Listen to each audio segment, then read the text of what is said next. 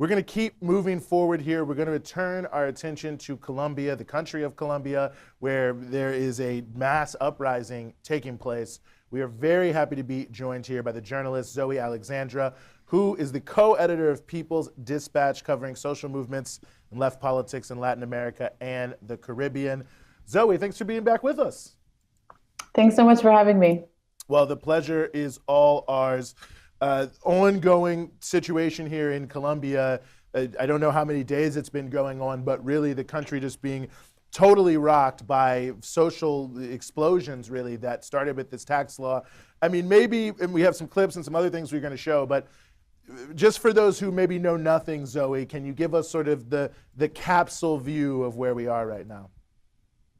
Yeah, so starting on April 28th, people across the country, across Colombia, we're talking cities, small towns, over 600 municipalities of the 1,100 municipalities in Colombia had strike actions beginning on April 28th against the tax reform law. This tax reform law essentially would have seen an increase in the VAT tax on items of basic consumption. So we're talking food, public services, all sorts of things. So really hitting the middle class hard. And this tax reform bill was, really, for me, really cynically called the solidarity bill.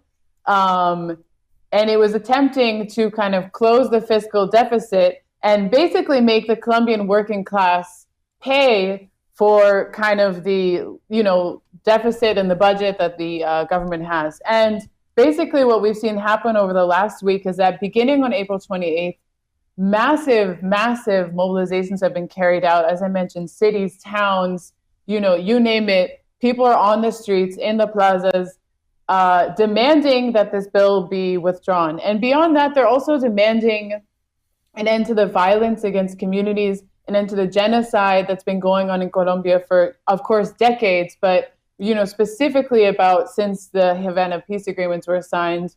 And so we see massive protests begin, they continue, and the police, as they often do in Colombia, responded with, I don't want to say unprecedented levels of repression, because this is actually what happens every single time there are protests in Colombia. They responded with tear gas, they responded with baton attacks, they responded by, militarizing the cities, deploying police across the cities. After a couple of nights of of protests, the President Duque ordered the army to go patrol the streets. And of course, in a country like Colombia, you can do this because they have one of the biggest armies in Latin America. They have, funding from the United States, training from the United States. There are bases all across the country because, they've been in an internal armed conflict for 60 years. And so essentially what we've seen is that over the past week, people are on the streets protesting the tax reform bill. And then, the police brutality has just brought more and more people onto the streets. The results of this is 37 people killed in 1 week of protests, 26 people with eye-related injuries, 11 people with cases of sexual assault, over 900 people arbitrarily detained. I mean, the numbers are astounding. They're not surprising because this is Colombia, and this is unfortunately what happens when the people revolt against this regime.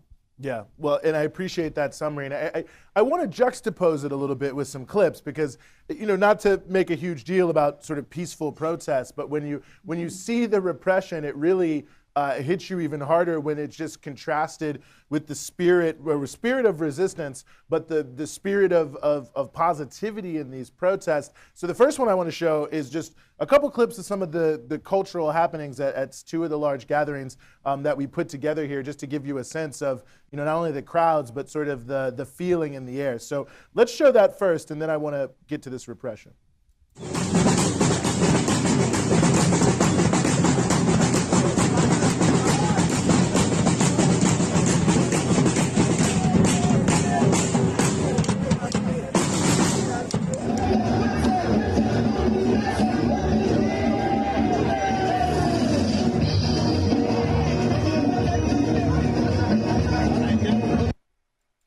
So you can see very festive atmosphere, people obviously coming out to fight for the things that they want. But I just want people to keep that in their minds, those scenes. And then here we want to play a collection of a number of videos here that represent just the tip of the iceberg of the type of repression that we are seeing ongoing in Colombia.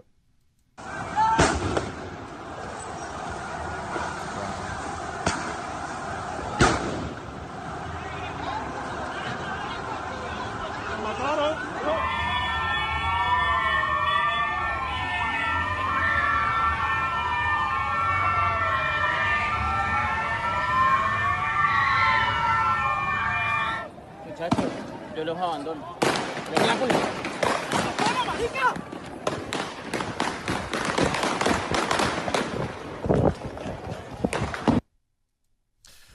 I think that juxtaposition really says it all. As you said, Zoe, I mean, it's not at all unprecedented in the history of Colombia, and certainly neither is resistance, massive resistance from the people. But, is this indicative in your mind of, I don't know, I hate to even make people make predictions like this, but some sort of turning point, some sort of something against this narco oligarchy that has been so terrible for the country? Definitely. I mean, I think what we're seeing is the fall of Uribismo. And for those of you who don't know, Álvaro Uribe was the president of Colombia from 2002 to 2010. He ruled over Colombia during one of the most bloody periods in Colombian history. Under his rule, 20,000 people were disappeared. The false positive scandal took place wherein 6,400 people were killed and dressed up as guerrilla army combatants. I mean, he is really the definition of genocide. He is a war criminal. Of course, he was just in an event at NYU 2 days ago. Just want to highlight that. Yesterday, sorry. And, he has had this command over Colombian politics. He was reelected in 2016 as a senator. Iván Duque, the current, 2018 as a senator. And Iván Duque, the current president, kind of is the protege of Álvaro Uribe. He's from the same party. Duque has almost no political background. He was really just groomed to continue the legacy of Álvaro Uribe. And I mean, what we're seeing is that the people are no longer supporting this. They're no longer, falling for this lie. I mean, what Álvaro Uribe really relied on was, stoking fear in the people, saying that I am the only one who's going to protect you from the guerrillas. I am the only one who's going to protect you and ensure your safety. And now they're seeing that is, completely untrue. He represents, attacking the people, not only, through violent repression, annihilation of social movements, but also, he was the architect of neoliberalism in Colombia. He was famously, passed the health reform bill, which, has taken away healthcare for millions of people in Colombia. And today, Duque is, representing a continuation of that. He's, consolidating the neoliberal model and consolidating this project of death and destruction in the territories. Yeah, I mean, I think people, you know this well, Zoe, you've lived in Colombia, you've covered it for years. I mean, I'm glad you brought up the issue of just the neoliberal reality. I almost feel, and this is obviously because of the US propaganda here, that it's undersold the level of underdevelopment that exists for the vast majority of people in Colombia. I mean, I remember when there was the bridge controversy, the Venezuela, bridge aid nonsense, right across the border from or close to. And at the same time, there had been this flood that had happened recently of these teachers trying to get to work in some mud path that had been wiped away. And it was just unbelievable to me that here's Iván Duque at this dumb concert talking about we need to raise tens of millions of dollars of aid for this other country, which was of course bogus, where 10 minutes away from where he is, there's no roads, there's no help for people, the schools have been blown down by this storm. I mean, it really is stark, the actual situation on the ground, as opposed to what it's presented in America, which is like the great country of Latin America. Yeah, Colombia is actually the most unequal country in Latin America and the Caribbean. It has the largest gap of regional development in the country. So I think that's really important to highlight. A lot of the regions are, people don't have roads, they don't have hospitals, they don't have schools. So this is a reality. And of course, 60 years of armed conflict, 60 years of investing in war over the livelihoods of the people, over the safety of the people, is going to give you this outcome. That's why there's 4 million Colombians who are refugees in Venezuela, who go there to get education, who go there to get healthcare. You know what I mean? Colombia has the largest internally displaced population. There's communities of Colombians across the world. Why is that? Because there's, gross underdevelopment and an army against the people. War against the people. I'm sure any day now, Samantha Power, who was just this week sworn in as the new head of USAID, will be speaking out very loudly of all the injustices that you just mentioned. I mean, that's the crazy part. It's not so crazy, but everything you just described is projected onto Venezuela. I mean, all we ever hear is that Venezuela, Nicaragua, Bolivia, Cuba are all very, very bad because they build schools and hospitals and nationalize their resources. But then Colombia is America's greatest ally in the region. And I actually remember a few years back, I think it was the last president of Colombia, before Ivan Duque, actually bragged that Colombia is the Israel of Latin America. Like, he said it like in a proud way. And he's right. He's right, though, right? He's absolutely right. Colombia is the Israel of Latin America in so many ways. But I wonder, Zoe, can you talk a little bit about the fact that, this is not to take away from the violence towards protests, but recent state violence in Colombia was already quite bad. Last year alone, there was over 200 social activists that were murdered in Colombia by various paramilitary groups that are believed to be connected to the state. And there are actually people leaving Colombia. You mentioned internally displaced refugees in Latin America. There was a spike last year in the number of Colombians leaving to go to Spain because they were just leaving this poverty that you describe and this violence that you describe. But can you talk a little bit about the murder of social activists?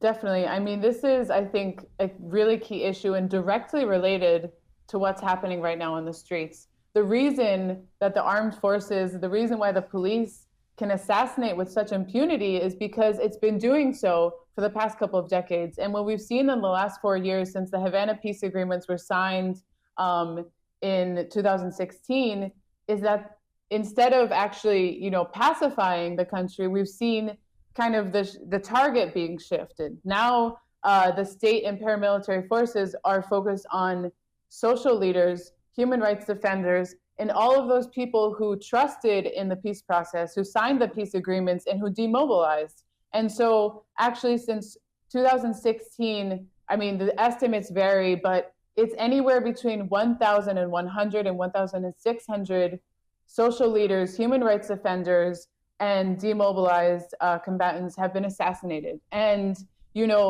within some of these cases, it's the National Army, it's the police. And of course, I think if you speak to communities that have been occupied by paramilitary groups, what they'll tell you is that oftentimes the paramilitaries are just members of the army with the patch covered up. So, I mean, really, it's an extension of the state. It is carrying out state policy, and it's going on without any consequences. And this is why they're able to do what they're doing today, because they've been doing it.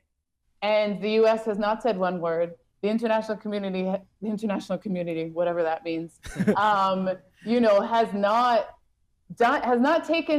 has not withdrawn military aid. That's what people are demanding. It's like, we're not asking for anything else than stop giving tanks, stop giving Black Hawk helicopters that are going to fly over the neighborhoods of the poor. You know what I mean? These are basic things that the U.S. can stop right now and have a direct impact on the lives of the people and the organized people in Colombia.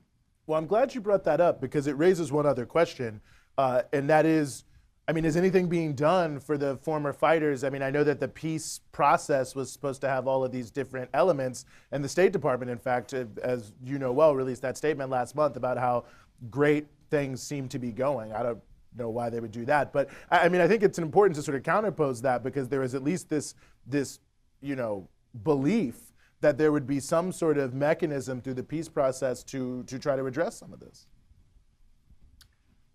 Yeah, I think it's a really tough situation because, of course, the peace agreements were signed under the government of Juan Manuel Santos, who, again, was defense minister under Uribe, but of course took kind of a different approach to the situation.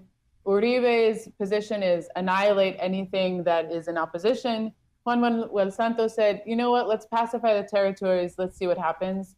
And so these agreements were signed, under his government. And once Duque comes to office, he just starts undermining every single commitment that the government has made to the peace agreement. So this means, the peace agreements involve a series of different policies, of measures. It involves, creating productive projects so demobilized fighters can, be producing chocolate and, have a job and a livelihood because they've been in the war for decades.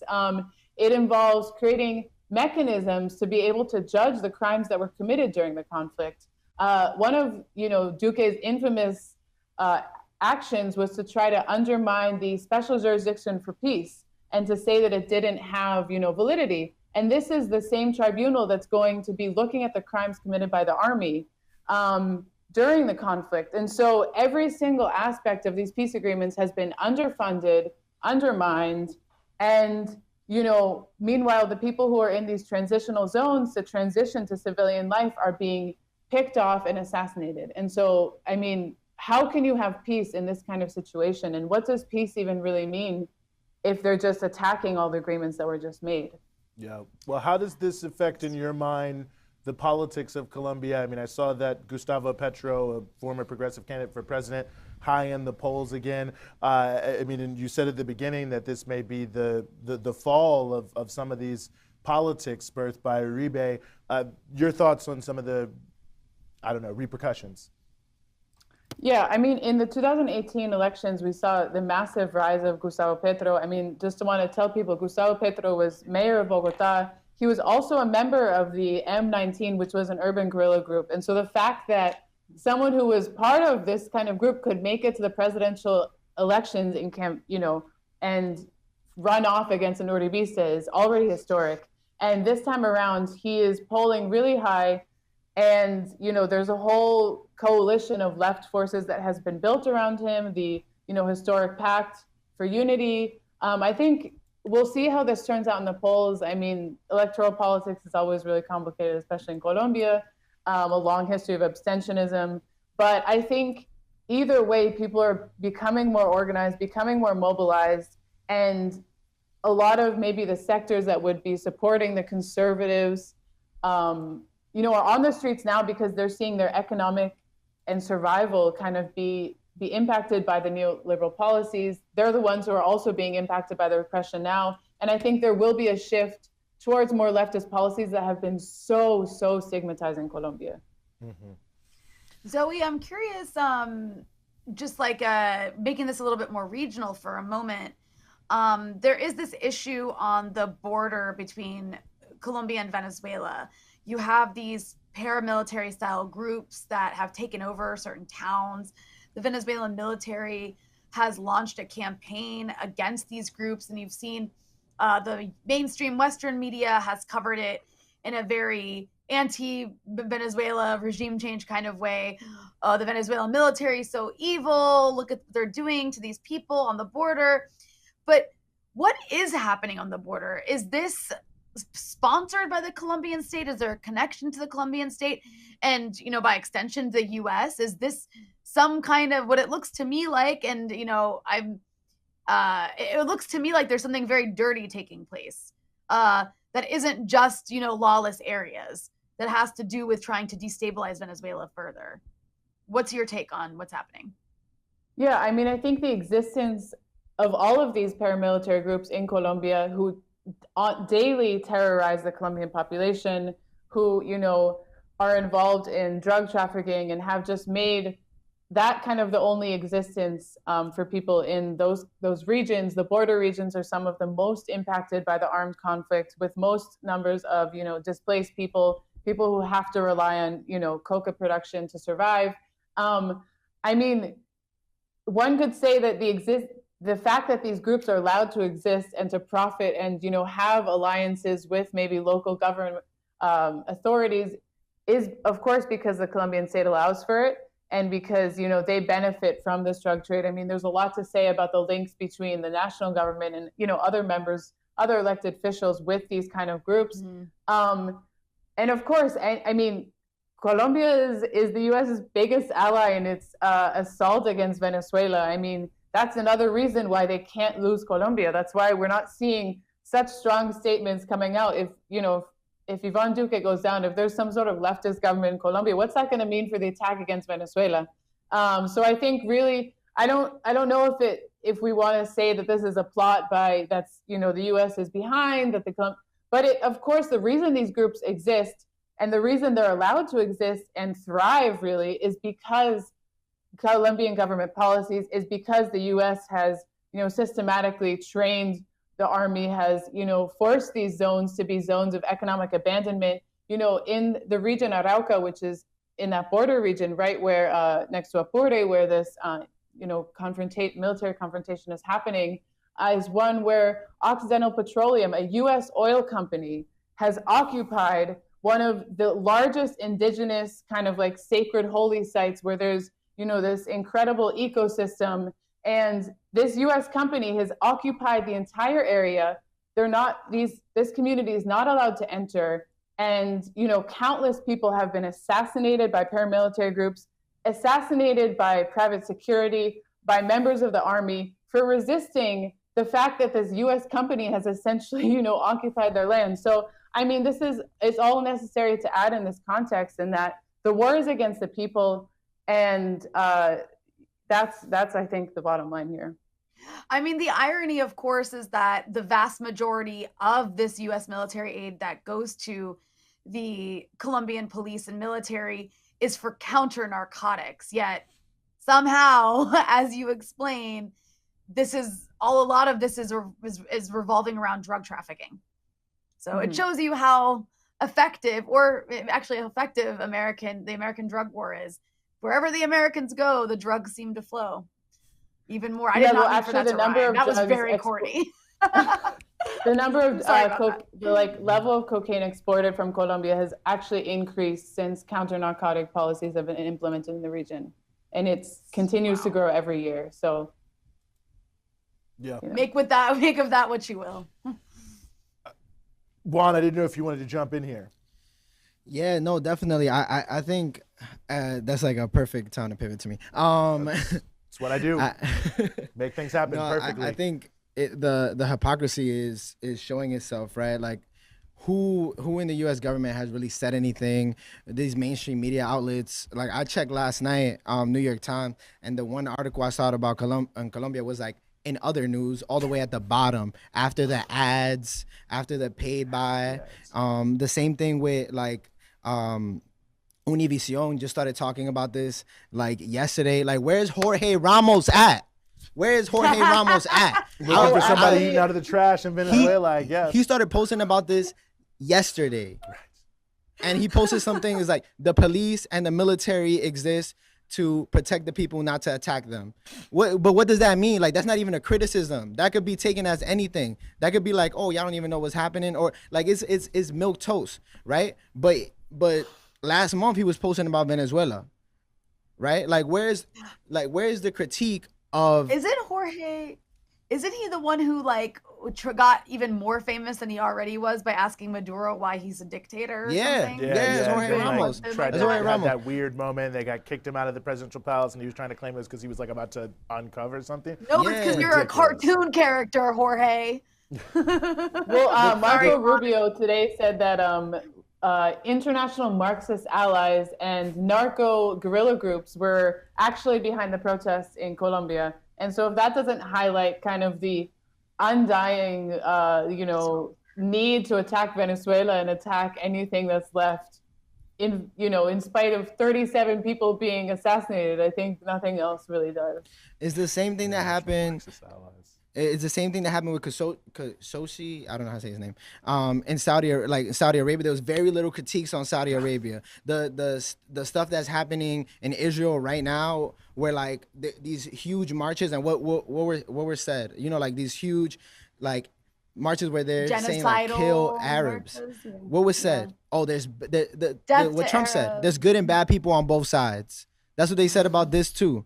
Right? There's good and bad people on both sides. Yeah, the police are attacking protesters, but they shouldn't be that violent. It's the same thing that they were saying during the uprising, right? The critiques only exist when when it's against a country that's in opposition of the United States, right? When it's in political opposition, when it's ideological opposition, where it's a country that's not allowing the resources to be pillaged, or is not allowing the U.S. to use them as a satellite for their military. Yeah, I mean, there's really nothing else I could say. I could add to that. I mean, the level of ridiculousness, maybe just the fact that it's so out there in the open is in and of itself, one of the critical pieces. And yeah, I mean, the regionalization of it all and is an important piece of it. And I think it also speaks to our struggle here in the United States and how closely connected it is. I mean, there was that Trump ad from last year in the election that was comparing Biden to Maduro, Gustavo Petro, and somebody else, Daniel Ortega. I don't even know. Hugo Chavez was in there. Yeah. But, I mean, this whole idea of Castro Chavismo, when I was in Mexico in 2018 for the election, all over the subway, in Mexico City, fantastic subway, by the way, amazing stations, truly one of the great architectural wonders of the world. But the ads everywhere, Anaya, who is this right-wing candidate, had taken out were... even just thinking about it is so ridiculous. So there is a Venezuelan flag, and underneath it said, "You know who." And then there was a Mexican flag, and underneath it said, "Anaya." And everything about it. I mean, it's nothing to do with anything in Mexico. Nothing to do with what he was going to do for Mexicans, but he was definitely going to make sure everyone riding the subway know that he was not connected to the Chavista movement in Venezuela. But what's important about that is he lost historically in that election. So maybe there's something to be said for that. Well, Zoe, quickly before we let you go here, I just, looking forward, should people be expecting ongoing protests? I mean, I know the tax law now has been, withdrawn, but where are we moving forward? Yeah, I mean, organized movements have vowed to stay on the streets. As I mentioned before, this is about a lot more than just a tax reform bill. It's about resisting a genocidal state. It's about calling for an end to the, constant murder of the people. And it's about trying to get the Colombian state to take responsibility for guaranteeing basic rights for its people. I mean, again, I said this neoliberal model has been already consolidated in Colombia. It's the country where, access to higher education is almost impossible. Access to quality healthcare is not a reality for people. And this is a country that has, massive amounts of natural resources, a huge oil and gas deposits, huge amount of gold, silver. They have the resources. And so I think that's why we're going to see a continuation of this strike. This is spreading, of course, to rural regions who are already, supporting the strike, but they're, as is very classic and typical in Colombian movements, they carry out road blockades of major points of highways. And this is going to be continuing. I think, thankfully, we're seeing a slight decrease in the, massacres that are happening during the night. People are trying to make sure that, the young people are off the streets once it gets dark, because that's obviously when security forces take advantage to kill people. But, people should really stay tuned. I think we can't even think of this strike as just an isolated strike. It's a continuation of constant mobilization by people in Colombia. I mean, since Ivan Duque has taken office, there's been massive mobilizations every couple months. I mean, there was a student strike in September to November 2018, a national strike in April, the social minga in March. In November 2019, we saw a 2-month-long strike against neoliberal policies. This past September 2020, that's when there were massive strikes against police brutality. And so this is going to continue. The people are extremely organized, extremely mobilized, and are very clear about their demands. And it's just about continuing to amplify the struggle and continuing to understand what are all the elements that are behind the situation now. It's not just about one bill. It's about 60 years of waging war on the people, and it's about 60 years of being a colony of the United States, being the country with the most amount of military bases, and a people who want sovereignty, a people who want full independence and want to live with dignity.